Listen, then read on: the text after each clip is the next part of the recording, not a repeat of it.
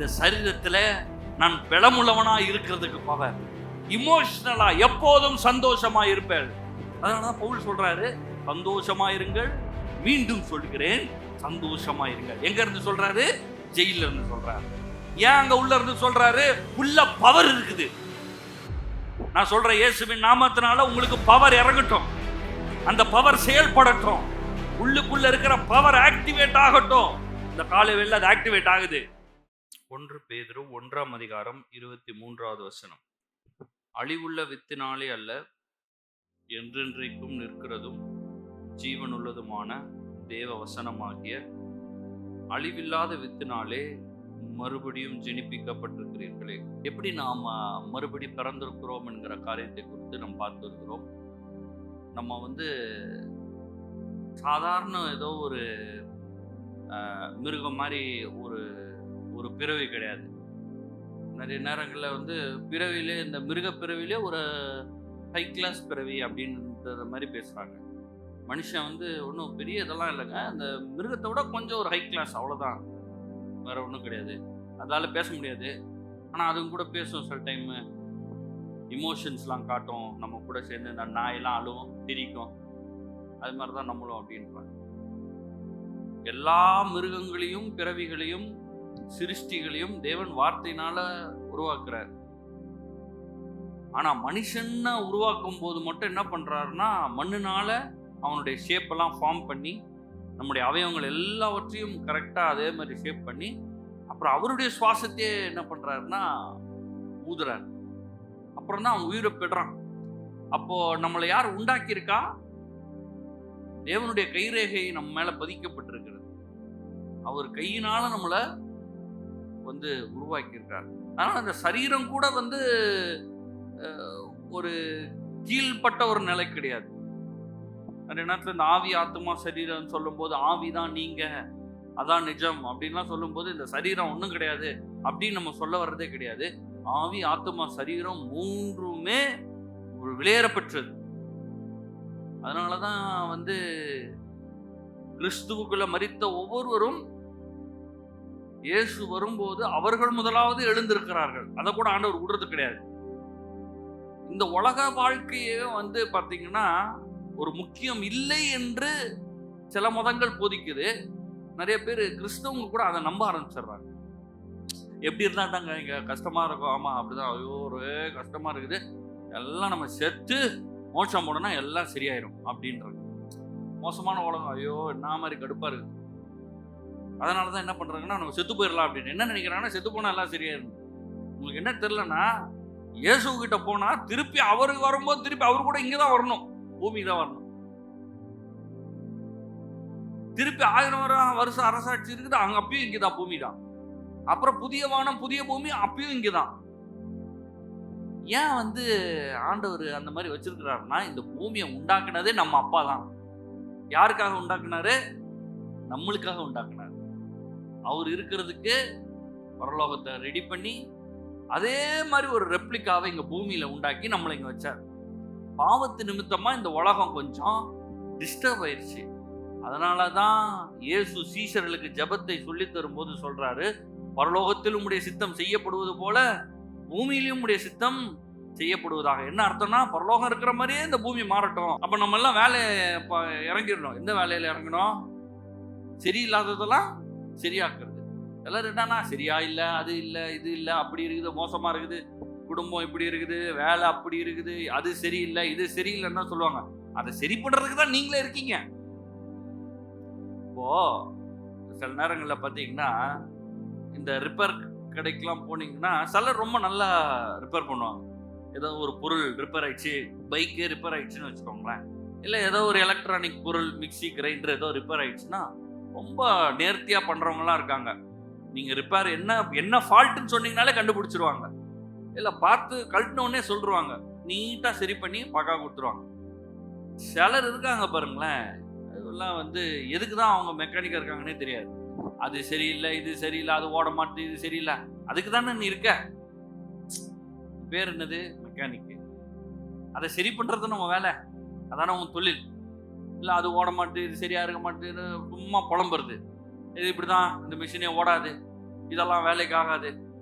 அப்பனா இப்ப நீ யார் அப்படின்னு கேட்கிற மாதிரி ஆயிருக்குல்ல நம்மளுக்கு. அந்த மாதிரி தான் இந்த உலகத்தை சரி பண்றவங்க தான் நீங்களே. உலகம் சரியில்லை தான், குடும்பம் சரியில்லை, வேலை சரியில்லை, வாழ்க்கை சரியில்லை. அந்த வாழ்க்கையை சரியாக்குறதின் ஒரு மிகப்பெரிய பணியை தான் ஆண்டவர் உங்க கையில கொடுத்திருக்கிறார். குடும்பத்தை என்ன பண்ணணும்? சரி ஆக்கணும். குடும்பத்தில் இருக்கிற நபர்களை சரி ஆக்கணும். நம்மளாம் சரியாக்க முடியாது. இந்த வசனத்துக்கு போய் நம்ம யாருன்றதை ஐடென்டிஃபை பண்ணி, நம்ம யாருன்னு புரிஞ்சு, தேவன் நம்மளுக்கு என்னெல்லாம் செஞ்சு முடிச்சிருக்காருன்றதை பார்த்து அது மாதிரி வாழ ஆரம்பிக்கணும். இதுல மிகவும் முக்கியமானது என்னதுன்னா, நம்ம எல்லாம் தேவனுடைய பிள்ளைகளாக இருக்கிறோம். நம்ம எல்லாரும் என்னவா இருக்கிறோம்? தேவனுடைய பிள்ளையா இருக்கிறோம். அதாவது என்னது நிறைய பேர் நம்புறாங்கன்னா, ரட்சிக்கப்படணும், ரட்சிக்கப்பட்டோம்னா பரலோகம் போக வேண்டும், அதை தவிர வேற ஒன்றும் இல்லை அப்படின்ற மாதிரி பேசிடுறாங்க. அது அப்படி இல்லை. நம்ம ரட்சிக்கப்பட்டோம்னா பரலோகம் போறது மட்டும்தான் இந்த சுவிசேஷம். இந்த வேதகாமத்துல என்ன இருக்கு அப்படின்னா, ரட்சிக்கப்படணும், இயேசு ஏற்றுக்கணும், அப்புறம் இன்னும் ஒன்றும் கிடையாது, செத்து போனா மோட்சம் போயிடும், அவ்வளவுதான் இந்த வேதாகமம் அப்படின்னா, அப்ப நம்மளை என்ன பண்ணிருக்கலாம்னா, நம்மளெல்லாம் மேலேயே தூக்கிட்டு போயிருக்கலாம். ஆனா இந்த பூமியில வச்சிருக்கிறார் ஆண்டவர். நம்மளை எதற்காக வைத்திருக்கிறார்?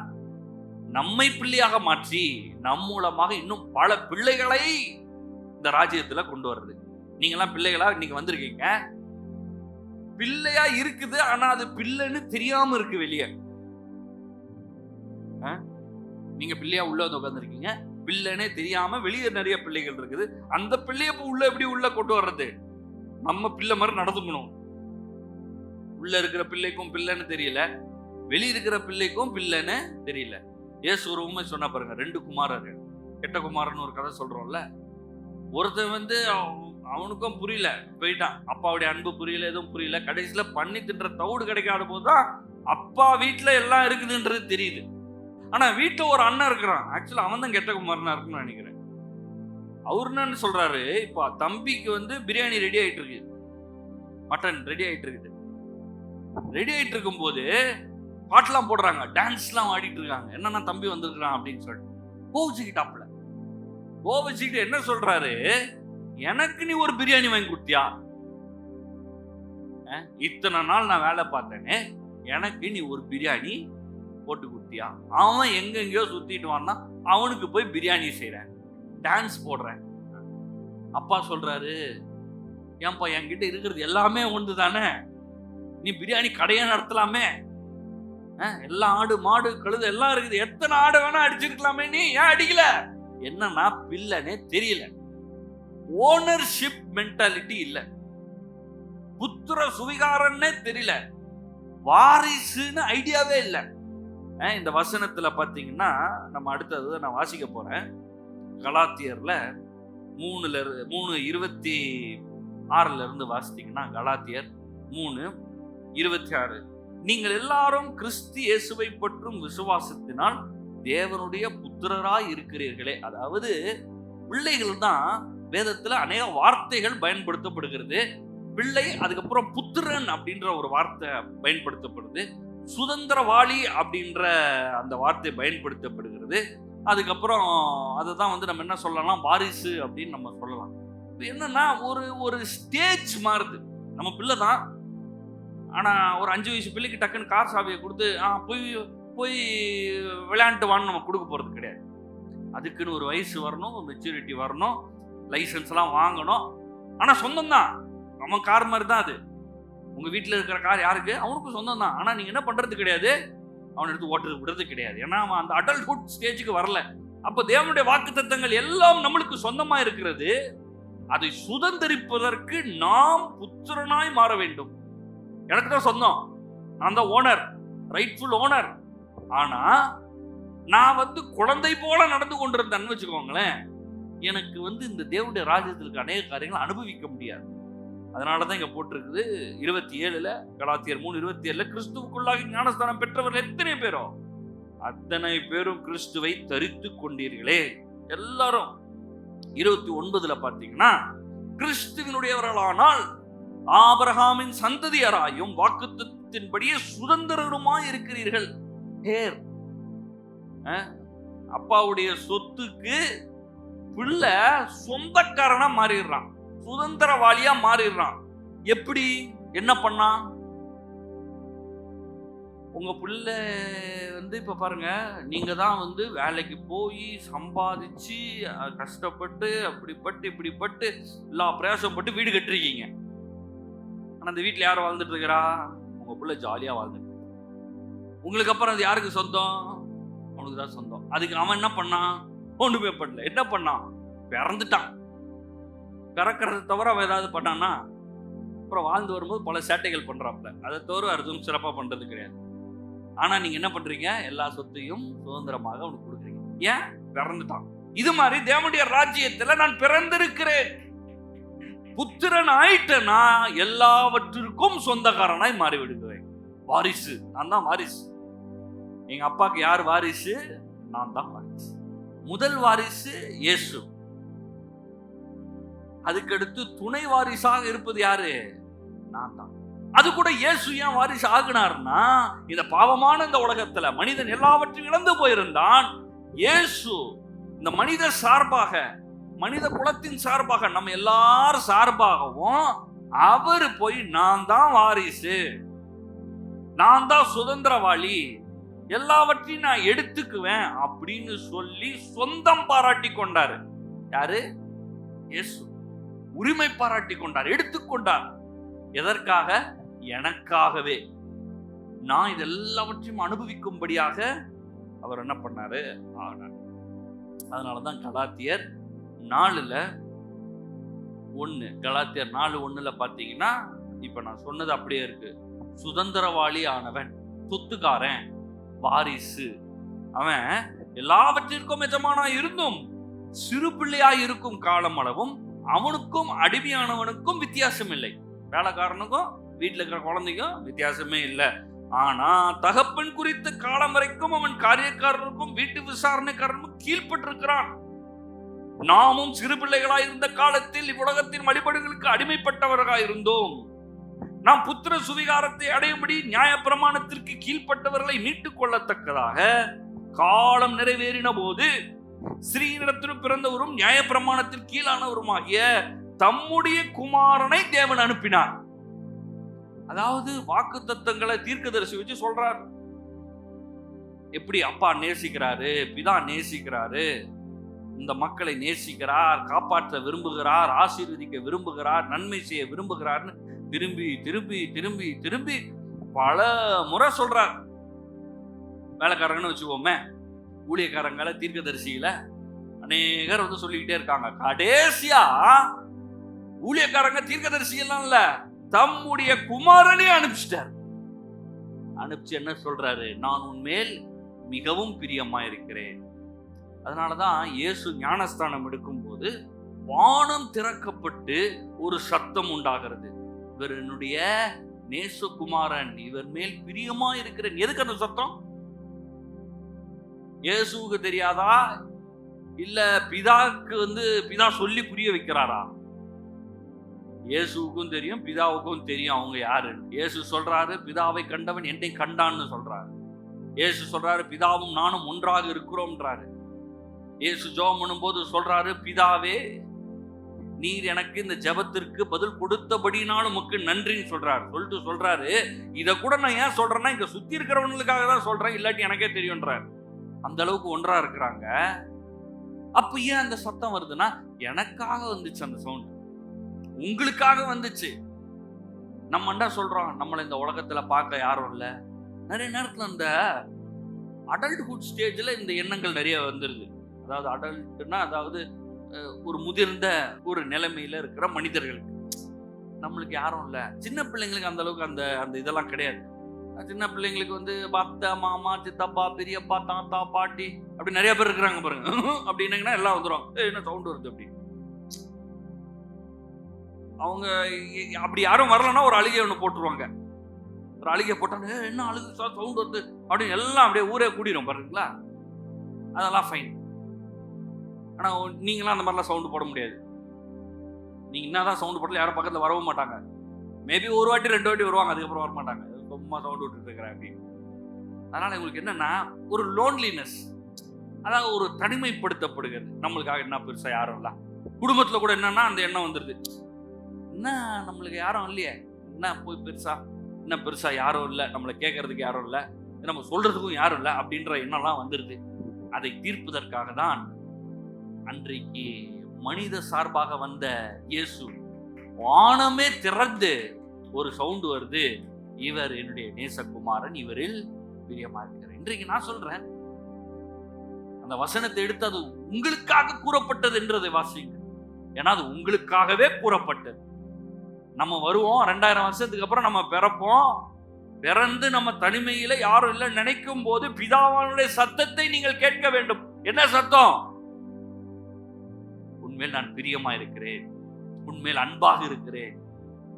நான் சொல்றேன், உங்க அப்பா உங்கள் மேல் அன்பாக இருக்கிறார். நீங்க என்ன நிலைமையில வேணா இருங்க, உங்கள் மேல் அன்பாக இருக்கிறார். உங்கள் மேல் ரொம்ப சந்தோஷப்படுகிறார், களி கூறுகிறார். யாரு? நம்ம அப்பா. நம்மளுக்காகவே இயேசுவை மரிக்க ஒப்பு கொடுத்தார். அப்ப இயேசுவை முக்கியமா என்றாரா, நம்மள முக்கியமா என்றாரா? யோசிச்சு பார்த்தீங்களா? இயேசுவே மரிக்க ஒப்பு கொடுத்தவர் உங்களை நேசிக்காமல் இருப்பாரா? உங்களை ஆண்டவர் மிகவும் நேசிக்கிறார்.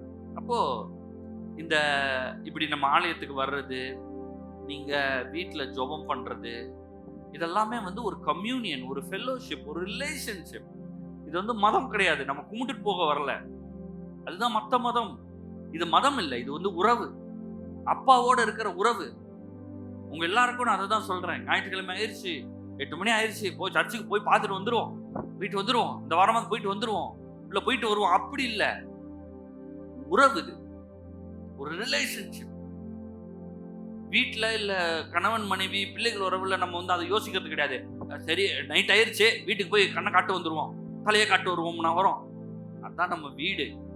என்னானாலும் அங்கதான் வருவோம், வீட்டில் தான் சாப்பிடுவோம், வெளியே எப்பயாவது சாப்பிடுவோம் தவிர வீடு தான் நம்மளுக்கு. அந்த உறவை நம்ம என்ன பண்றோம்? பேசுறோம், பழகுறோம். இத மாதிரி ஆண்டவரோட நம்ம பேசுகிற அந்த உறவு. அதனாலதான் வேதம் இப்போ பிள்ளை தகப்பன் அந்த உறவை பத்தி பேசுது. தகப்பன் எல்லாவற்றையும் செய்து வைத்திருக்கிறார், பிள்ளை அதை எல்லாவற்றையும் அனுபவிக்கிறார். பிறந்த குழந்தைக்கு என்ன பண்றாங்க? பெற்றோர் எல்லாவற்றையும் செய்து வைக்கிறார்கள். தாத்தா பாட்டி எல்லாம் செஞ்சு வைக்கிறாங்க, சொந்தக்காரங்கெல்லாம் செஞ்சு வைக்கிறாங்க. சில நேரங்கள் அந்த பிள்ளைக்கு பல மாதங்களுக்கு தேவையான சாப்பாடு, துணி எல்லாத்தையும் வாங்கிட்டு கிஃப்டா கொடுக்குறாங்க. எதற்கு? அந்த பிள்ளை குறைவே இருக்க கூடாது, நல்லா இருக்கணும் அப்படின்னு நினைச்சு செய்யறாங்க பாருங்க. அந்த மாதிரி இயேசுவை கல்வாரி சிலுவையில மரிக்க ஒப்பு கொடுத்து, நீங்களும் நானும் இந்த பூமியில ஒரு குறை இல்லாமல் வாழும்படியாக எல்லா நன்மையும் ஆசீர்வாதத்தையும் சம்பாதித்து கொடுத்தார். கற்பனை கூட பண்ணி பார்க்க, அந்த அளவுக்கு நிறைவாக ஆண்டவர் செய்து முடித்தார்.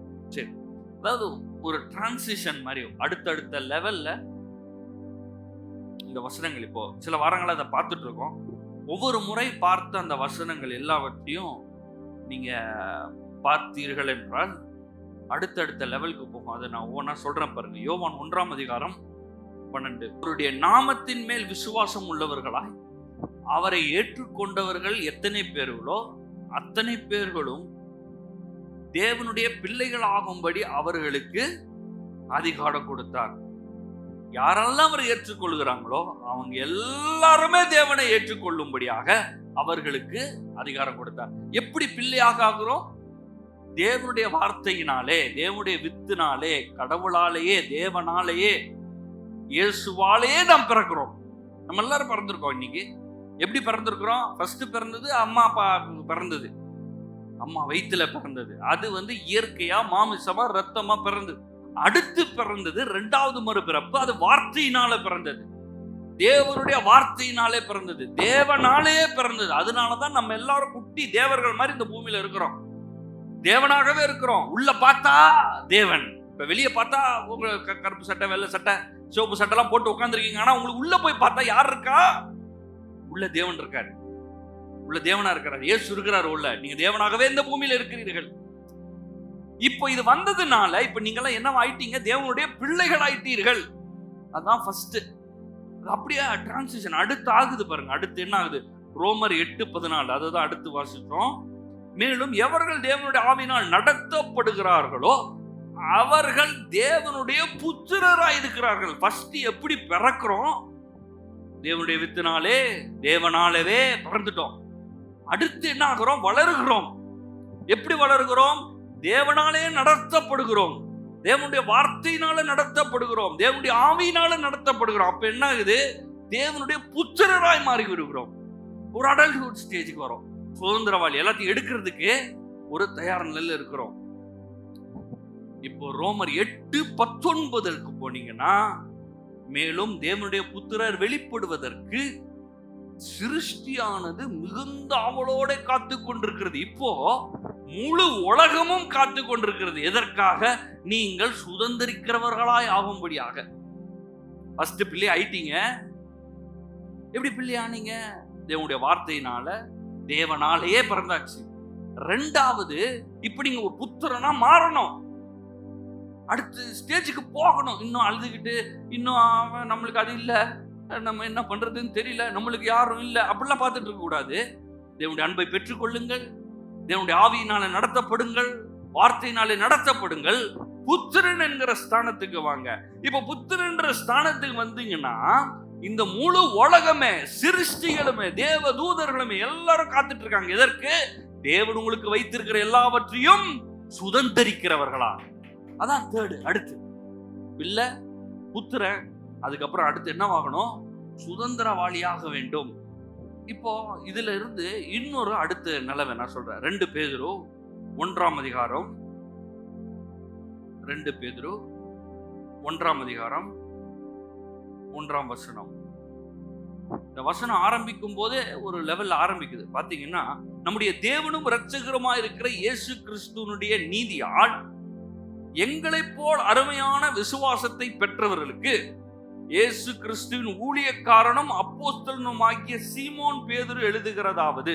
இந்த வசனம் ஆரம்பிக்கும் போது அவர் எப்படி சொல்றாருன்னா, தம்மை ஒரு ஊழியக்காரன் சொல்றாரு. ஆங்கிலத்துல சர்வன்ட்ன்ற வார்த்தை பயன்படுத்தப்படுகிறது. வேலைக்காரன் என்கிற அந்த வார்த்தை பயன்படுத்தப்படுகிறது. இயேசுவுக்கு நான் ஊழியக்காரன், நான் இயேசு என்ன சொல்றாரோ அதை செய்யற ஒரு வேலைக்காரனாக இருக்கிறேன் அப்படின்னு ஆரம்பிக்குது. ஆனா அப்படியே டிரான்சிஷன் ஆகுது. இப்ப பிள்ளைக்கும் வேலைக்காரனுக்கும் சம்பந்தம் இல்லை. கலாத்தியர்ல அதை தான் நம்ம வாசித்தோம். அப்படி ஸ்டார்ட் பண்றவரு 2:3 வரும்போது எப்படி ஒரு புத்திரனாகி எல்லாவற்றையும் உடையவனாக மாறுவான்ற அந்த ஒரு டிரான்சிஷன், அந்த உயர்வு நிலைக்கு பேசுறார். 2வது வசனத்துல பாத்தீங்கன்னா, தேவனையும் நம்முடைய கர்த்தராகிய இயேசுவையும் அறிகிற அறிவினால் உங்களுக்கு கிருபையும் சமாதானமும் பெருக கடவுது. இந்த அறிவு உண்டாக தான் பிள்ளை என்கிற ஸ்தானத்திலிருந்து புத்திரனாவே மாற முடியும். இல்லாட்டி என்ன பண்ணுவோம்னா, அது எதுவுமே அனுபவிக்காம அப்படியே போயிட்டு இருப்போம். சர்ச்சுக்கு வருவோம், இப்போ நல்லா ஒரு இந்த அதிகாரம் நல்லா சொன்னார், நல்லா இருந்துச்சு மெசேஜ், அந்த பாட்டு கூட கொஞ்சம் நல்லா இருந்துச்சு, அந்த 2வது பாட்டு அது நல்லா இருந்துச்சு, ஆனால் இந்த லைட்டு தான் கொஞ்சம் ஒரு மாதிரி இருந்துச்சு, சரி அடுத்த வாரம் அதை சரி பண்ணுவாங்க, அந்த மாதிரி போயிடும். ஆனா தேவனுடைய ஆவியினால் நடத்தப்பட்டீர்கள் என்றால், தேவனுடைய வார்த்தையினால் நடத்தப்பட்டீர்கள் என்றால், நீங்கள் புத்திரன் என்பதை அறிந்து கொண்டு புத்திரனாக எல்லாவற்றையும் சொந்தம் பாராட்டுவீர்கள். You will become the owner. வாரிசு என்பதை அறிந்து கொண்டு எனக்கு வைத்திருக்கிற எல்லாவற்றையும் எடுத்துக்கொள்ள ஆரம்பிப்பேன். சாதாரணமா வாழ்ந்துட்டு இருக்க மாட்டேன், போய் சண்டை போட்டு இருக்க மாட்டேன். அவனுக்கு மட்டும் என்ன இருக்குது, ஆண்டவர் மேலே கோவம் வந்துருச்சு, அவனுக்கெல்லாம் ஆண்டவர் எல்லாம் செய்றாரு, நம்மளுக்கு ஒன்றும் நடக்க மாட்டேங்குது, ஆண்டவர் மேலே கோவம் வந்துருது. இப்போ சொந்தக்காரன் மேல கோவம் வருது, இன்னும் அவன் மட்டும் இதாகிட்டு இருக்கிறான், அவன் மேல கோவம், எல்லாம் ஒரு மாதிரி இதாகுது. ஏன் அப்படின்னா, அது இந்த பிள்ளைக்கு தான். புத்திரனா இருந்தா அது பிரச்சனையே கிடையாது. அந்த இளைய குமாரன் மூத்த குமாரன் கதை சொன்ன பாத்தீங்களா, எட்டுக்குமாரன் சொல்றோமே, அந்த கதையில பெரிய அண்ணன் ஒரு பேர் தான் பெருசு, ஆனா ஒன்னும் உள்ள ஏறல, வீட்டுலதான் இருக்கிறாரு, அவ்வளவு பெரிய சொத்து, நல்ல வேலை போறாரு, டிராக்டர் ஓட்டுறாரு, விவசாயம் பண்றாரு, கோடி கோடியா சேர்த்துட்டு இருக்கிறாரு, ஆனா ஒரு பிரியாணி கூட சாப்பிடல. கேட்ட என்ன சொல்ற, எனக்கு நீ ஒரு பீஸ் போட்டியா, ஒன்னாவது செஞ்சியா, என்ன அர்த்தம், தான் குழந்தையா இருக்காருன்னு அர்த்தம். ஹைட்டு மட்டும் ஆயிட்டாரு, ஆனா இங்க என்ன வரல, வெளிப்பாடு வரல, அப்பான்றது தெரியவே இல்லை, புத்திரனா ஆகவே இல்லை, அதனால சுதந்திரிக்கவே இல்லை, எல்லாம் சொந்தம். ஆனா அந்த வசனம் முடியும் போது எனக்கு தெரிஞ்ச அந்த பையன் உள்ள போன மாதிரியே தெரியல. ஏன்னா இயேசு அந்த சம்பவத்தை சொல்லும் போது சொல்றாரு, தகப்பன் அந்த மூத்த குமாரனை வருந்தி அழைத்தும், அவன் வெளியே தான் நின்றுட்டு இருக்கான், வீட்டுக்குள்ளே போல, வீட்டுக்குள்ள போல தானே சொந்தமாக்க முடியும். புத்திரனாயி எல்லாத்தையும் சொந்தமாக்க முடியும். அவன் பெருசா பண்ண மாதிரியே தெரியல. வெளியில போச்சுட்டான்னு நினைக்கிறேன். போச்சுட்டு போயிட்டான்னு கூட தெரியல. ஏன் புத்திரனை மாறல? இங்க அப்ப பாத்தீங்கன்னா தேவனையும் நம்முடைய கர்த்தராகிய இயேசுவையும் அறிகிற அறிவினால் உங்களுக்கு கிருபையும் சமாதானமும் பெருக கடவது. கிருபையும் சமாதானமும் இயேசுவின் மூலமாக வந்தது. கட்டளைகள் நியாயப்பிரமாணங்கள் மோசையின் மூலமாக வந்தது. பழைய ஏற்பாட்டு காலத்துல வசனங்கள் எல்லாம் நிறைய காரியங்கள் வசனங்களை வாசிக்கும் போது கிருபையின் வெளிப்பாட்டோட நம்ம வாசிக்கணும். அங்க ஜெபம் பண்றதுக்கே தயங்கினாங்க. அப்பா பிதாவெல்லாம் யாரும் ஜெபம் பண்ணவே கிடையாது. ஆபிரகாமின் தேவனே, ஈசாக்கின் தேவனே, யாக்கோபின் தெய்வமே, சர்வ வல்லவரே, பெரிய தெய்வமே, வானத்தில் இருப்பவரே, தேவ தூதர்கள் மத்தியில் உலாவுகிறவரே, அது எல்லாமே கரெக்ட். ஆனா அவர் எங்க அப்பா. நீங்க பெரிய ஆபீசர், கவர்மெண்ட் ஆபீசர், உங்க புள்ள IAS ஆபீசர் அவர்களே, வணக்கம் ஐயா, இங்கே நான் உள்ளேன் ஐயா, இப்பொழுதும் ஐயா தாங்கள் தயவு பாராட்டி இரக்கம் பாராட்டி எனக்கு இப்பொழுது ஒரு இட்லி கொடுக்குமாறு அன்புடன் பணிவுடன் எஞ்சி மன்றாடி அப்படிலாம் கண்டிப்பா கேட்காது அந்த பிள்ளை. IAS ஆபீசராக இருக்கட்டும், அவர் எவ்வளோ பெரிய ஆபீசராக இருக்கட்டும், எனக்கு தேவை இட்லியை கொடுக்குறியா இல்லையா, டைம் ஆயிட்டு இருக்கு அப்படின்னு கேட்கும். ஏன்னு சொல்லுங்க. ஏன்னா அது பிள்ளை. அப்போ இப்ப நானும் சர்வ வல்லமையுள்ள தேவனே, யெகோவா தேவனே, ஆபிரகாமின் தேவனே, ஈசாக்கின் தேவனே, கரெக்ட், எல்லாம் கரெக்ட், ஆராதிக்கிறேன் துதிக்கிறேன், எல்லாம் கரெக்ட். ஆனா அவர் என் அப்பான்னு சொல்றேன். நான் அப்பான்னு நீங்க கூப்பிடலாம். நீங்க அப்பான்னு கூப்பிட்டீங்கன்னா அவர் என்னப்பான்னு கேட்பார். நீங்க பேசலாம், உறவாடலாம். 3வது வசனம், தம்முடைய மகிமையினாலும் காருண்யத்தினாலும். இதான் அடுத்து. ஃபர்ஸ்ட் பிள்ளையாகிறோம், அப்புறம் புத்திரன், 3வது புத்திரன்ல மெச்சூர் ஆகி இருக்கும்போதுதான் வாக்குத்தத்தங்களை சுதந்திரிக்கிறோம். இப்ப 4வது என்னன்னா, மகிமையினாலும் காருண்யத்தினாலும் நம்ம அழைத்தவரை அறிகிற அறிவினாலே ஜீவனுக்கும் தேவ பக்திக்கும் வேண்டிய யாவற்றையும் அவருடைய திவ்ய வல்லமையானது நமக்கு தந்துள்ளி இருக்கிறது. ஆங்கிலத்துல பார்க்கும்போது His divine power has bestowed on us absolutely everything necessary. இந்த பூமியிலே உங்களுக்கு தேவையான அனைத்தையும், இந்த உலக வாழ்க்கையிலே உங்களுக்கு தேவையான அனைத்தையும், இந்த ஆவிக்குரிய வாழ்க்கைக்கு தேவையான அனைத்தையும், ஒரு மனிதனாக உங்களுக்கு என்னெல்லாம் வேணும்? நம்மளுக்கு நம்ம ஆவி ஆத்மா சரீரம் இருக்கிறோம். நம்மளுக்கு பிசிக்கல் நீட்ஸ் இருக்கு. பிசிக்கல் நீட்ஸ்னா என்ன? நம்மளுக்கு சட்ட துணி வேணும், சாப்பாடு வேணும், தங்கிறதுக்கு ஒரு இடம் வேணும், பிசிக்கல் நீட்ஸ். இமோஷனல் நீட்ஸும் வேணும்.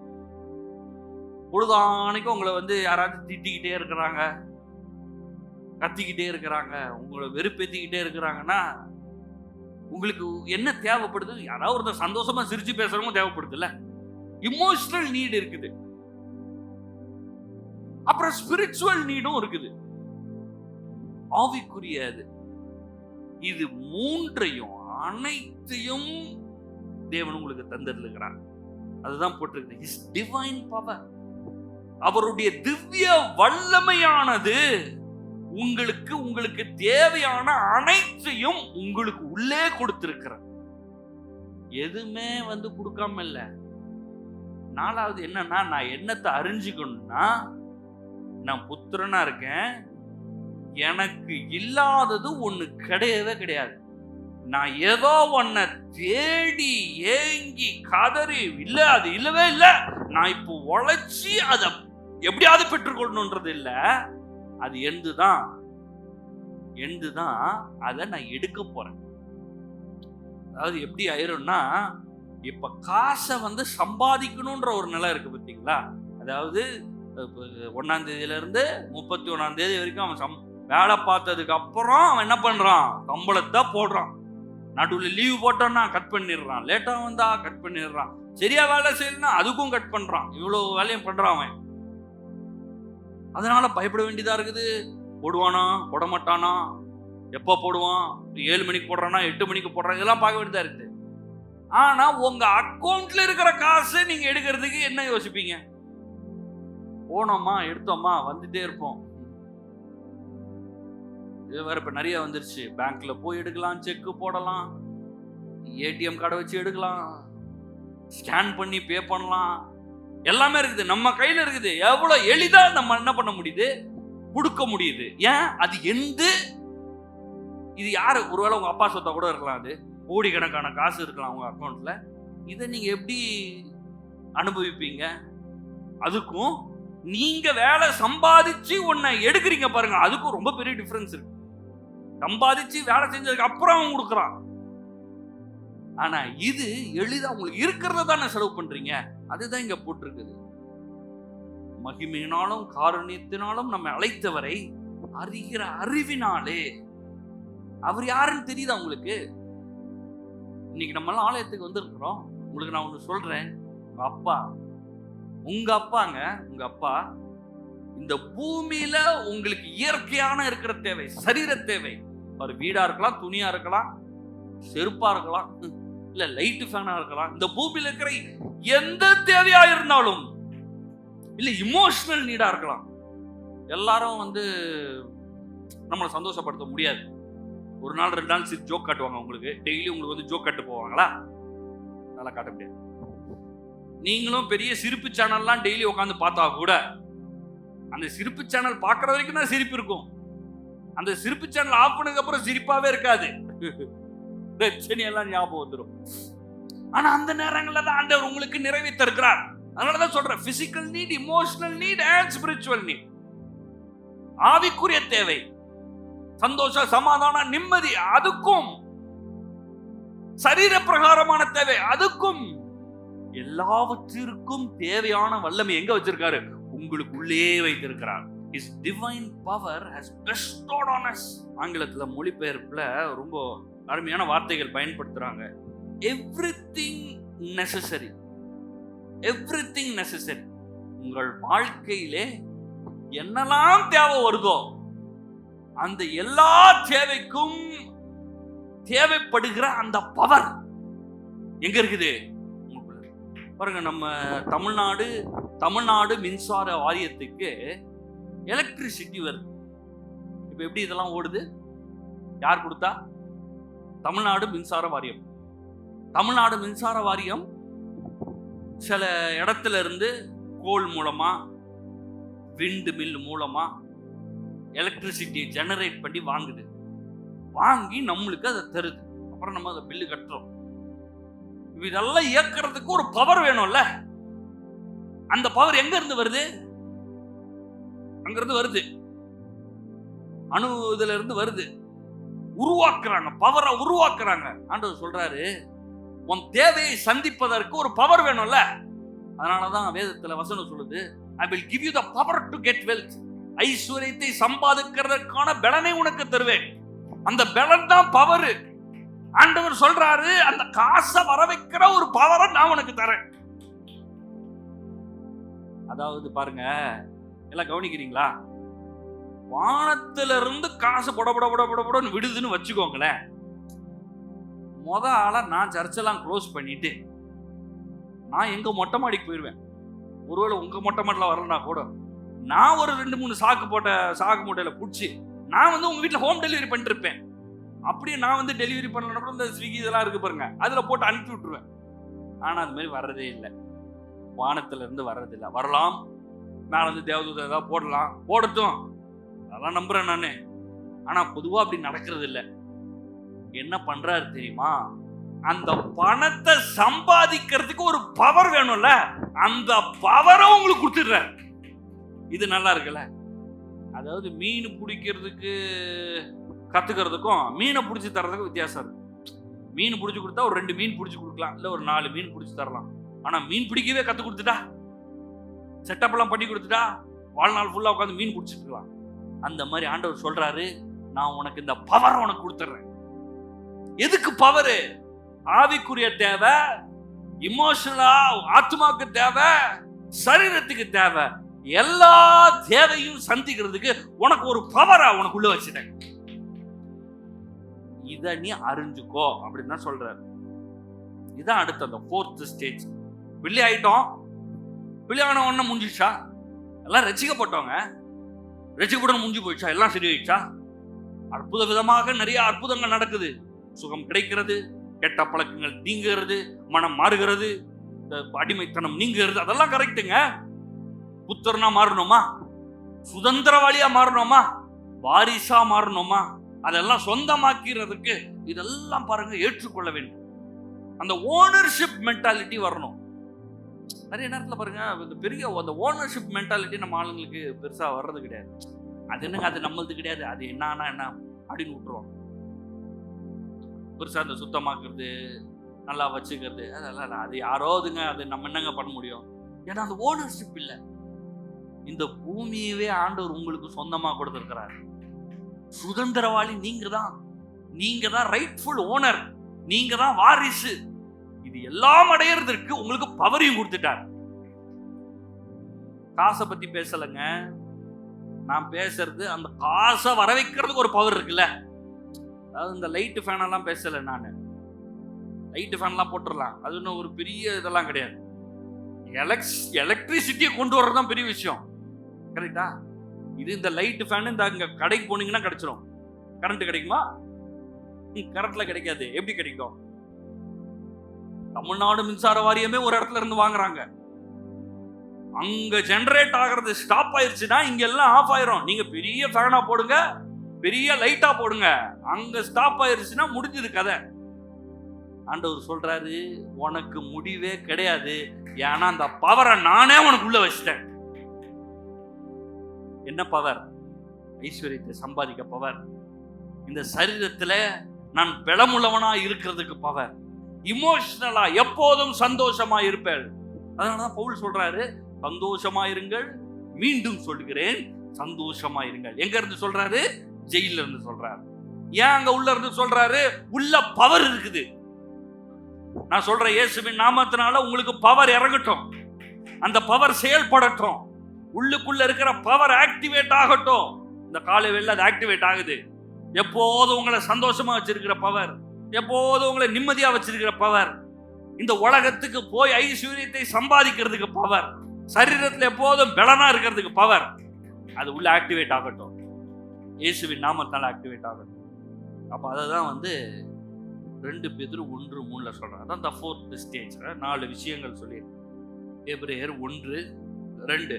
இந்த கடைசி நாட்களில் குமாரன் மூலமாய் நம்மளுக்கு திருவுளம் பற்றினார், இவரை சர்வத்துக்கும் சுதந்திரவாளியாக நியமித்தார், இவரை கொண்டு உலகங்களையும் உண்டாக்கினார். தீர்க்கதரிசிகள் மூலமா வாக்குத்தத்தம் பண்ணாரு, தீர்க்கதரிசிகள் மூலமா அற்புதம் பண்ணாரு. மோசே சும்மா கையை தூக்குனா செங்கடலே பறக்குது. அப்புறம் என்ன ஆகுது? வெட்டிக்கிளி வருது, இருள் வருது. எகிப்துக்கும் இஸ்ரவேல் மக்களுக்கும் பெரிய ஒரு வித்தியாசம் உண்டாகிறது. யோசுவா மாதிரி பெரிய ஆட்கள் கானான் தேசத்தை போய் சொந்தமாக்குறாங்க. சாமுவேல் போல பெரிய தீர்க்கதரிசிகள் பயங்கரமான ஆளுகையை செய்கிறார்கள். பெரிய ஏசாயா தீர்க்கதரிசி, எரேமியா தீர்க்கதரிசி எல்லாம் பயங்கரமான அற்புதங்களை செய்யறாங்க, வாக்குரைக்கிறாங்க, என்னெல்லாமோ நடக்குது. ஆனா கடைசி நாட்களில் குமாரன் மூலமாய் கடைசியா பேசிட்டார். அவ்வளவுதான். இனி பெரிய பெரிய தீர்க்கதரிசி எல்லாம் இல்ல, வந்தாரு குமாரன் ஒரேடியா எல்லாவற்றையும் நிறைவேற்றுறதாக வந்துட்டு இவரை என்ன பண்ணிட்டார்னா சர்வத்துக்கும் சுதந்திரவாளியாக நியமித்தார். சரி, இப்ப எதுக்கு இத சொல்லுது? அப்ப இவ்வளவு நாள் ஒரு சுதந்திரவாளி இல்லாம இருந்தாரா? இந்த வசனம் ஏன் இயேசுவை சர்வத்துக்கும் சுதந்திரவாளியாக நியமித்ததாக கூறுகிறது? அப்ப இவ்வளவு நாள் எப்படி இருந்தாரு? அடுத்துல ஆன்சர் இருக்கு பாருங்க. அடுத்து, இவரை கொண்டு உலகங்களையும் உண்டாக்கினார். உண்டாக்குனதே இவரால தான். அப்புறம் எப்படி இவருக்கு சொந்தம் இல்லாம இருக்கும்? அவரு தான் உலகமே. ஆனா எதற்காக நியமிக்கிறார்னா உங்களுக்காக தான் நியமிச்சிருக்கிறாரு. ஏன்னா அவர் முதற் பேரானவர், நம்ம எல்லாம் 2வது பிறந்தவர்கள். ஃபர்ஸ்ட் பிறந்தது யாரு? இயேசு. அவர் தான் மூத்தவர். நம்ம எல்லாருடைய மூத்த சகோதரன் யாரு? இயேசு. 2வது யாரு? நம்ம எல்லாருமே 2வது. சுதந்திரவாளி யாரு? அவர் தான் சுதந்திரவாளி. யாரு வாரிசு? அவர் தான் வாரிசு. இப்ப யாரு அது கூடிய ஒட்டிட்டு இருக்கிறது? யாரு? நீங்களும் நானும் தான். நம்மளுக்காகவே இயேசுவ சுதந்திரவாளி ஆக்கி விட்டார். இப்போ ஆதாம் ஃபர்ஸ்ட் அப்படிதான் வச்சிருந்தாரு. ஆதியாகமத்துல நீங்க வாசிக்கும் போது ஆதாம் அப்படிதான் உண்டாக்கி வச்சிருந்தார். அவர் இழந்துட்டார்ல, ஏமாந்து. இன்னைக்கு அந்த ஏமாற்றத்தை இயேசு அடைய முடியாது. இயேசுவை போய் ஏமாத்த முடியுமா? இல்ல பிசாசு தான் போய் ஏதாவது பண்ண முடியுமா? ஒண்ணுமே பண்ண முடியாது. அந்த இயேசுவினிடத்தில் எல்லா ஆசீர்வாதங்களும் இருக்கிறது. அந்த இயேசு என்னோட இருக்கிறார், எனக்குள்ள இருக்கிறாரு, எல்லா நன்மைகளும் எனக்குள்ளாக இருக்கிறது. அப்ப இயேசு தான் அதை என்ன பண்றாரு, ரெப்ரசன்ட் பண்றாரு. அப்ப எல்லாவற்றுக்கும் சொந்தக்காரனாக, எல்லாவற்றுக்கும் உரிமையாளனாக, எல்லாவற்றுக்கும் வாரிசாக என்ன பண்ணிருக்கிறாரு, ஆண்டவர் வைத்திருக்கிறார். இந்த ஓனர்ஷிப், சுதந்திரவாளி, வாரிசு அப்படின்றத நீங்க அறிஞ்சிக்கலன்னா எதையுமே சொந்தம் பாராட்ட முடியாது.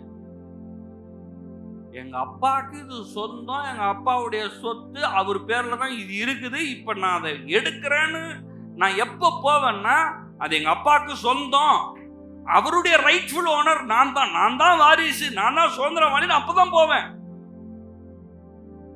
அவர் யாருன்னு தெரியலங்க, அவர் யாரோ அப்படின்னு நினைச்சிட்டு இருந்தேன்னா அப்ப அவருக்கு நான் பிள்ளையே கிடையாது. அப்புறம் பிள்ளையே இல்லைன்னா அப்புறம் என்னதான் போய் எடுக்கிறது? குழந்தையா இருந்தேன்னா வாய்ப்பே கிடையாது. அதுக்குதான் புத்திரன் ஆகணும். அப்பதான் போய் பேச முடியும் கோர்ட்ல. எங்கேயாவது போயிட்டு எங்க அப்பா தான் அது, இந்த அப்பா ஆதாரம் இருக்குது, இது இந்த எங்க சொத்து தான், நான் தான் வாரிசுன்னு ஏதாவது காட்டி பேச முடியும். அதனாலதான் என்னமா இருக்கக்கூடாது, குழந்தைகளாய் இல்லாமல் புத்திரர்களாய் இருக்கிறது. புத்திரனா இருந்தா மாத்திரம் போதாது, ஓனர்ஷிப் மென்டாலிட்டி வேணும்.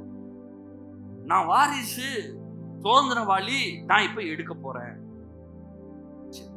ஒரு உதாரணம் நான் சொல்றேன். லூக்கா 13:10. ஒரு ஓய்வு நாளில் அவர் ஜெபாலயத்தில் போதகம் பண்ணி கொண்டிருந்தார் இயேசு. அப்பொழுது 18 வருஷமாய் பலவீனப்படுத்தும் ஆவியை கொண்ட ஒரு ஸ்திரீ அங்கே இருந்தார். அவ்வளவு எவ்வளவு நிமிரக்கூடாத குடியா இருந்தார். இயேசு அவளை கண்டு தம்மிடத்தில் அழைத்து, ஸ்திரீயே, உன் பலவீனத்தினின்று விடுதலையாக்கப்பட்டாய் என்று சொல்லி அவள் மேல் தமது கையை வைத்தார். உடனே அவள் நிமிர்ந்து தேவனை மகிமைப்படுத்தினார். இயேசு ஓய்வு நாளில் சொஸ்தமாக்கினபடியினால் ஜெபாலய தலைவன் கோபமடைந்து ஜனங்களை நோக்கி, வேலை செய்கிறதுக்கு 6 நாள் உண்டு, அந்த நாட்களில் நீங்கள் வந்து சொத்தமாக்கி கொள்ளுங்கள், ஓய்வு நாளில் அப்படி செய்யலாகாது என்றான். கர்த்தர் அவனுக்கு பிரதியுத்தரமாக, மாயக்காரனே, உங்களில் எவனும் ஓய்வு நாளில் எருதையாவது தன் கழுதையாவது தொழுவத்திலிருந்து அவிழ்த்து கொண்டு போய் அதற்கு தண்ணீர் காட்டுகிறது இல்லையா? இதோ சாத்தான் 18 வருஷமாய் கட்டியிருந்த ஆபிரகாமின் குமாரத்தியாக இவளை ஓய்வு நாளில் கட்டியிருந்து அவிழ்த்து விட வேண்டியது இல்லையா என்றார். இயேசு போறாரு ஜெபாலயத்துக்கு. 18 வருஷமா இந்த அம்மாவுக்கு ஒண்ணுமே செய்யல, குனிஞ்சு போயிருக்காங்க. யோசிச்சு பாருங்க, ஒரு 10 நிமிஷம் குனிஞ்சு நடந்து பாருங்க, என்ன தெரியும்? ஒண்ணுமே தெரியாது, இப்படியேதான் இருக்கணும், ஒண்ணும் செய்ய முடியாது. எவ்வளவு கஷ்டம், 18 வருஷம். இயேசு பாக்குறாரு, மனதுருகிட்டாரு. என்னடா இது, இவ்வளோ கஷ்டப்பட்டு இருக்காங்க அப்படின்னு சொல்லிட்டு, ஸ்திரீயே, உன் பலவீனத்திலிருந்து விடுதலையாக்கப்பட்டா என்று சொல்றார். விடுதலையை பேசுறார். கட்டி வச்சிருக்குது. எது கட்டி வச்சிருக்க? பிசாசு தான் கட்டி வச்சிருக்கிறான். நான் சொல்றேன், இன்னைக்கும் அநேக காரியங்களில் இருந்து நீங்கள் விடுதலையாகாமல் இருப்பதற்கு பிசாசு கட்டி வச்சிருக்கான், மனதை கட்டி வச்சிருக்கான். அதெல்லாம் வராது, நீ என்ன நினைச்சுக்க, அப்படியே போயிரு, அப்படியே போயிரு, அப்படியே கால் தள்ளிடு, இந்த வருஷம் அப்படியே முடிஞ்சிச்சுப்பா, அப்படியே அடுத்த வருஷத்தை அப்படியே தள்ளிட்டு போயிடும். வருஷமா அப்படியே தள்ளிட்டே போக வேண்டியதுதான். உரிமையாக நான் விடுதலை ஆவேன், நான் இப்படிதான் வாழுவேன், நான் வெற்றியா தான் வாழ்வேன், சுகத்தோட தான் வாழ்வேன், ஆரோக்கியத்தோட தான் வாழ்வேன். See, acceptance. அது பரவாயில்ல, பார்த்துக்கலாம், வலிக்குதான் செய்யும், அண்ணா வயசு ஆகுதுல்ல, எலும்பு தேயும். 800 வருஷம் 900 வருஷம் வாழ்ந்த மக்கள்லாம் இருக்காங்க. எந்த எலும்பு தேஞ்சிச்சு அவங்களுக்கு? இப்ப நம்ம என்ன பண்ணிக்கிறோம், அதெல்லாம் ஏத்துக்கிறோம், அதெல்லாம் பரவாயில்ல, காசு அது வரும் போகும், அதுக்கு என்ன பண்ண முடியும்? அதெல்லாம் நடக்காது, எல்லாருக்கும் நடக்காது. இந்த வரல பார், எல்லா வரலும் எல்லா மாதிரி சைஸா இருக்குதா? இல்ல, ஒவ்வொன்றும் ஒவ்வொரு சைஸா இருக்குது. எந்த வசனம் அது? வசனம்லாம் இல்லை, இவங்க தத்துவம். நாய்க்கு வாழ ஆண்டவர் அளந்து வச்சாம்பார். எந்த வசனம் அது? இல்ல, இவன் சொல்ற தத்துவம். நாய்க்கு வாழ அளந்து வச்ச மாதிரி உனக்கு எது வேணும் எது வேணான்னு அவர் அளந்து வச்சிருக்கிறாராமா. இப்பதான் சொன்னேன், உங்கள் வாழ்க்கைக்கு தேவையான அனைத்தையும் பயங்கரமான வல்லமையாக the power to make you wealthy, healthy எல்லாம் உள்ள இருக்குது. இதை நான் யூஸ் பண்றேனா அப்படின்றதுதான் காரியம். அவங்க யாரோ ஒருத்தவங்க யூஸ் பண்ணி, அந்த பவரை யூஸ் பண்ணி வெளியே ஜெனரேட் பண்ணி காட்டிட்டாங்க. இப்ப நீங்க யூஸ் பண்ணுங்க, உங்களுக்கு கொடுக்காம இல்ல. அதனாலதான் எபிரேயர்ல the measure of faith, the difference இருக்கு. the measure of faithனா ஒவ்வொருத்தருக்கும் ஒவ்வொரு அளவு. இவங்களுக்கு 10%, அவங்களுக்கு 20%, கொஞ்சம் ஹைட் கம்மியா இருக்குது, போட் 20% போடு. அவரு நல்லா ஹைட்டா இருக்காரு, ஒரு 50% போடு. அந்த the measure of faith. the measure of faithனா என்னன்னா எல்லாருக்கும் ஒரே அளவு. இயேசுவுக்கு இருந்த அதே விசுவாசம் உங்களுக்குள்ளும் இருக்கிறது. புரியுதுங்களா? உங்களுக்குள்ள இருக்கிற விசுவாசம் யார் விசுவாசம்? இயேசுவை உயிரோடு எழுப்பிச்சு பாருங்க, அந்த வல்லமை தான் உங்களுக்குள்ள இருக்குது. இயேசு அற்புதம் செய்தார்ல, அந்த விசுவாசம் தான் உங்களுக்குள்ள இருக்கிறது. அப்ப உங்களுக்கு ஏதாவது நடக்க முடியும், நடக்காம போகுமா? இல்ல, கண்டிப்பா நடக்கும். இயேசு என்னெல்லாம் செய்தாரோ அதையெல்லாம் நீங்களும் செய்வீர்கள். இயேசு ஒன்னு சொல்றாரு தெரியுமா? என்ன தெரியுமா சொல்றாரு? என்னை விசுவாசிக்கிறவன் நான் செய்கிறதிலும் மேலானவைகளை செய்வான். நம்ம டூ மச்சா இருக்குதுங்க. ஆமா, அப்படிதான் சொல்றாரு. இயேசு என்ன சொல்றாரு? என்ன விசுவாசிக்கிறவன் நான் செய்யறத மட்டும் செஞ்சுட்டு விட மாட்டான், நான் செய்யறதிலும் பெரிதானவைகளை செய்வான். அப்போ இந்த இடத்துல இயேசு சொஸ்தமாக்கிட்டாரு. இவங்களாம் கோவம் வந்துச்சு ஜபாலயத்துல. அவங்களுக்கு என்னன்னா வேலை செய்யக்கூடாது. வேலைன்னா எப்படின்னா, இந்த டேபிள் எப்படி நகர்த்திட்டோம்னா வேலை செய்யாது அப்படின்றாங்க. ஓய்வு நாள் என்ன வேலை செய்யற? இயேசு கேட்கிறாரு, உன் வீட்டில் ஒரு கழுதையோ எருமையோ குழியில உழுந்துச்சு, இல்லை தண்ணி தேவைப்பட்டுச்சுன்னா எதுவுமே பண்ணாம இருப்பியா? அதெல்லாம் கரெக்டா பண்ணுருவேன். ஏன்னா எருது இல்ல கழுதை செத்து போயிடுச்சுன்னா வியாபாரம் கட்டுரும்ல, அதெல்லாம் கரெக்டா இருக்க.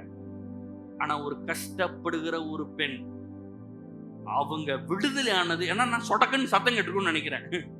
நம்ம குனிஞ்ச இருக்குதுல, சொடக்குன்னு சத்தம் கேட்டோன்னு வேலை பார்க்கறான் பாரு, வேலை பார்க்கறான் பாரு அப்படின்னு சொல்றாரு. சாத்தான் 18 வருஷமாய் கட்டி இருந்த ஆபிரகாமின் குமாரத்தி ஆகிய இவளை, யாருடைய குமாரத்தி? என்ன அட்ரஸ் பண்றாரு பாருங்க, என்ன போடுறாரு அங்க? யாருடைய குமாரத்தியா? ஆபிரகாமின் குமாரத்தி. ஆபிரகாமின் குமாரத்தி. ஆபிரகாமின் ஆசீர்வாதத்துல ஒரு ஆசீர்வாதம் என்னதுன்னா, சுகமா இருப்பது, செழிப்பா இருப்பது, நன்றாக இருப்பது. அதுதான் ஆபிரகாமின் ஆசீர்வாதம். அததான் சொல்றாரு, ஆபிரகாம் சந்ததியில வந்த இந்த பெண் 18 வருஷமா இப்படி இருந்திருக்கவே கூடாது கஷ்டத்துல. அதனால விடுதலை ஆக்குறதுக்கு முழு அதிகாரமும் இருக்கிறது. இன்னைக்கு நான் உங்களுக்கு சொல்றேன், நீங்கள் எல்லாரும் ஆபிரகாமின் சந்ததியில் இருக்கிறீர்கள். கலாத்தியர்ல அததான் வாசிக்கிறோம். கலாத்தியர் 3:29 கிறிஸ்துவினுடையவர்களானால் ஆபிரகாமின் சந்ததியாராயும் வாக்குத்தத்தத்தின்படியே சுதந்திரருமாய் இருக்கிறீர்கள். என்னத்துக்கு சுதந்திரவாளி நீங்க? எதுக்கு நீங்க வாரிசு? சுகமா இருப்பதற்கு. இங்க இருக்கிற ஒவ்வொருவரையும் பார்த்து சொல்றேன், நீங்கள் சுகமா இருப்பது தேவனுடைய சித்தம். நீங்கள் பலத்தோடும் ஆரோக்கியத்தோடும் இருப்பது தேவனுடைய சித்தம். நீங்கள் செழிப்பா இருப்பது தேவனுடைய சித்தம். நல்ல ஞானம் உள்ளவங்களா இருப்பது தேவனுடைய சித்தம். மனிதர்ல சமுதாயத்துல மக்கள் மத்தியில உயர்ந்திருப்பது தேவனுடைய சித்தம். அதெல்லாம் ஆபிரகாமின் ஆசீர்வாதம். இதெல்லாம் சொந்தம் பாராட்டுங்கள், இதெல்லாம் சுதந்திரியுங்கள். ஏன்னா இதெல்லாம் உங்களுக்கு சொந்தம். எத்தனை பேர் சொல்றீங்க எடுத்துக்கலான்னு? எடுத்துக்கோங்க. நான் பிள்ளை இல்ல, புத்திரன். ஸ்டேட்டஸ் லெவல் கூடி இருக்கு. புத்திரனா மாறி வாரிசா சுதந்திரவாளியா ஓனர்ஷிப் மென்டாலிட்டி வந்துடணும். எல்லாம் நான் எடுத்துக்கணும். இன்னைக்கு இல்லாம இருக்கலாம், அதெல்லாம் பரவாயில்ல, அதெல்லாம் ஒன்றும் பிரச்சனை கிடையாது. எனக்கு உள்ளே ஒரு வல்லமை வேலை செய்கிறது. அந்த வல்லமை எல்லாவற்றையும் எனக்கு கொண்டு வந்து தரும். நான் சம்பாதிக்க போல இப்போ, ஐயோ என்ன பண்றது, எப்படி போய் சம்பாதிச்சு இதெல்லாம் எடுக்கிறதுன்னு யோசிக்காதீங்க. உங்க உங்க உங்க படிப்பு, உங்க வேலை, அதெல்லாம் பத்தி இங்க பேச்சே கிடையாது. இப்போ பேசுறதுலாம் என்ன தெரியுமா? உங்களுக்கு உள்ளே இருக்கிற வல்லமை, the power that is working inside of you. உங்களுக்கு உள்ளே வேலை செய்கிற அந்த வல்லமை உங்களுக்கு தேவையான எல்லாவற்றையும் கொண்டு வந்து தரும். இந்த அறிகிற அறிவு தான் அப்பா கொடுத்திருக்கிறாரு. எல்லாம் சத்தமா சொல்லுங்க, எங்க அப்பா கொடுத்திருக்கிறாரு. எல்லாம் சத்தமா சொல்லுங்க, எங்க அப்பா கொடுத்திருக்கிறாரு. என்ன கொடுத்திருக்கிறாரு? எல்லாமே கொடுத்திருக்கிறாரு. ஏதாவது இல்ல, என்ன பண்றதுன்னு தெரியல, எங்க அப்பா கொடுத்திருக்கிறாரு. ஜோமனு தெரியல, இந்த பிரச்சனையை தீர்க்கிறதுக்கு அப்பா வழி வச்சிருக்கிறார். யார் அப்பா? எங்க அப்பா. திடீர்னு ஒரு பிரச்சனை, உங்க அப்பாவுக்கு ஃபோன் பண்றீங்க, வா இதை மாதிரி ஆயிடுச்சு. அதெல்லாம் ஒன்றும் இல்லை மகனே, நீ வச்சிரு, நான் பார்த்துக்கிறேன்னா என்ன பண்ணுவீங்க? நீ சொல்றதான் செய்வியா? அப்படியா கேட்போம். எங்க அப்பா சொல்லிட்டாருன்னு வச்சுட்டு போயிட்டே இருப்போம். இந்த சின்ன பிள்ளைங்க பார்த்தீங்களா சண்டை போடுற, எங்க அப்பா யார் தெரியுமா அப்படின்னு. அவரு பாவம் பயந்துக்கிட்டு ஆடிட்டு இருப்பாரு. இதுங்கன்னா பேச உங்களுக்கு எப்படின்னா இவர் ஏதோ சூப்பர் ஹீரோ மாதிரி நினைப்பு. எங்க அப்பா கிட்ட மட்டும் சொன்னேன் அவ்வளவுதான் அப்படின்றது. நிஜமா சொல்ல வேண்டியது நம்ம தான். எங்க அப்பா யார் தெரியுமா? எல்லாம் திருப்பி சொல்லுங்க. எங்க அப்பா எனக்காக எல்லாவற்றையும் செய்திருக்கிறார். திருப்பி சொல்ல, எங்க அப்பா எனக்காக எல்லாவற்றையும் செய்திருக்கிறார். சோமனும் பிதாவே இயேசுவின் நாமத்தால் உமக்கு ஸ்தோத்திரம். வார்த்தைக்காக நன்றி பிதாவே, நீர் எல்லாவற்றையும் எங்களுக்காக செய்து முடித்திருக்கிறேன். எனக்காக நன்றி. அதை அறிகிறதற்கு கண்கள் திறக்கப்பட்டதுக்காக ஸ்தோத்திரம். இன்னும் அதிகமாக வெளிப்பாடு உண்டாகட்டும். மனக்கண்கள் திறக்கப்படட்டும். இங்க வந்திருக்கிற ஒவ்வொருடைய கண்களும் திறக்கப்படுவதாக, திறக்கப்படுவதாக, திறக்கப்படுவதாக, திறக்கப்படுவதாக, திறக்கப்படுவதாக. அறிகிற அறிவு உண்டாகட்டும். மனக்கண்கள் திறக்கப்படட்டும். ஆண்டவரே, அற்புதங்கள் அதிசயங்கள் எளிதாக நடக்கட்டும். ஜெபிக்கிற ஜெபங்களுக்கு பதில் உண்டாகட்டும். கர்த்தாவே, புத்திரனாய் இருக்கிறார்கள், சுதந்திரவாளியாக இருக்கிறார்கள், வாரிசாக இருந்து அவர்களுக்குள்ள இருக்கிற வல்லமையை பயன்படுத்தி எல்லா நன்மையும் எடுத்துக் கொள்கிறதுக்காக ஸ்தோத்திரம். கர்த்தாவே, ஆசீர்வதிக்கிறோம் இயேசுவின் நாமத்தில் பிதாவே, ஆமென்.